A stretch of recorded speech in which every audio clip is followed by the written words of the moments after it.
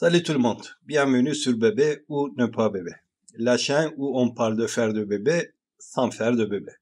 Aujourd'hui, on s'attaque au grand méchant loup de la fertilité, le clomide.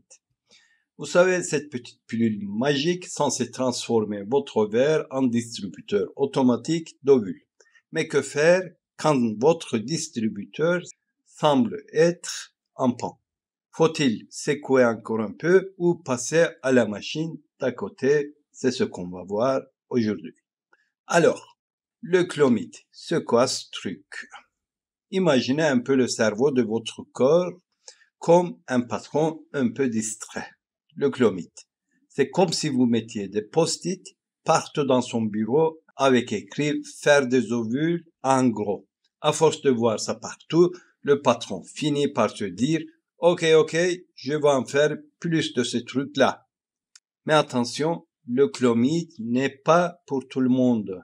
Il est généralement prescrit aux femmes qui ont des problèmes d'ovulation, comme dans les syndromes des ovaires polykystiques ou quand on ne trouve pas de raison évidente à l'infertilité qui s'appelle l'infertilité inexpliquée. C'est un peu comme donner un coup de boost à une voiture qui a du mal à démarrer.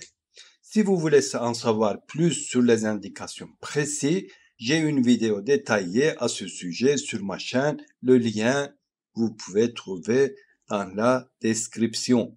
Je le mets là. Voilà. Les médecins disent généralement d'essayer pendant 3 à 6 cycles. Pourquoi? Parce que même dans la nature, sans médicaments, tomber enceinte, c'est un peu comme gagner à la loterie.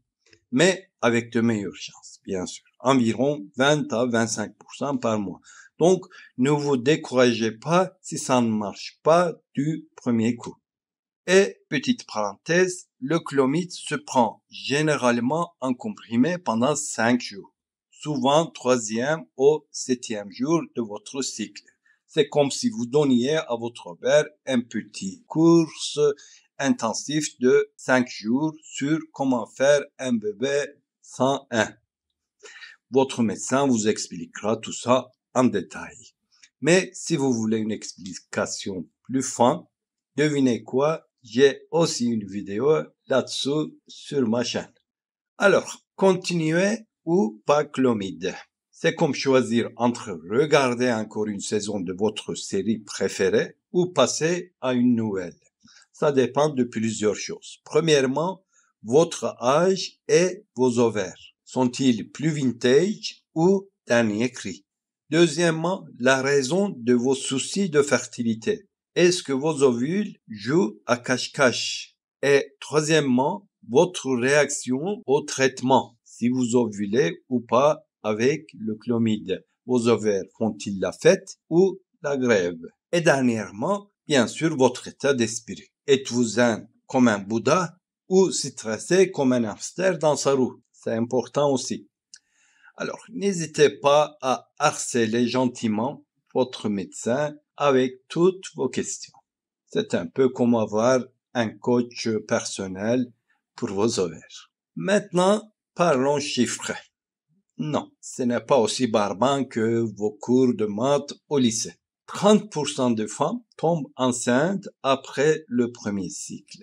C'est comme avoir une chance sur 3 de gagner un gâteau dans une tombola. 50% après 3 cycles. Là, c'est comme si on vous donnait un deuxième ticket de tombola. Et devinez quoi, jusqu'à 70% après 6 cycles. C'est comme si la moitié de la salle avait quitté la tombola et que vos chances de gagner le gâteau avaient considérablement augmenté. Tout ça, c'est valable quand on utilise le clomide avec des bonnes indications. Si on utilise ça n'importe comment et n'importe quoi, ça, c'est pas valable, ces chiffres. Alors, attention, après le 4e cycle, c'est un peu comme quand vous secouez une bouteille de ketchup. Si rien ne sort après plusieurs tentatives, peut-être qu'il est temps d'essayer une nouvelle bouteille. Donc, il est peut-être temps de changer de stratégie. Hein? Si vous avez fait 6 cycles de clomide et toujours pas de bébé en vue, votre utérus en grève. Si vos ovules font la fête tous les mois, mais refusent d'inviter les spermatozoïdes. Dernièrement, si le clomide vous donne l'impression d'être dans un manège à sensation fort, 24/7. Là, je parle des effets secondaires. Si c'est insupportable, il n'y a rien à faire. Alors, dans ce cas-là, on peut passer aux autres options, comme quoi les gonadotropines injectables, par exemple. Ça, c'est comme donner des Red Bull à vos ovaires. C'est plus efficace que le clomide, bien sûr, mais il faut faire beaucoup plus d'attention.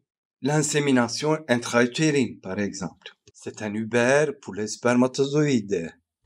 Et dernièrement, bien sûr, cette fameuse fécondation in vitro, la FIV.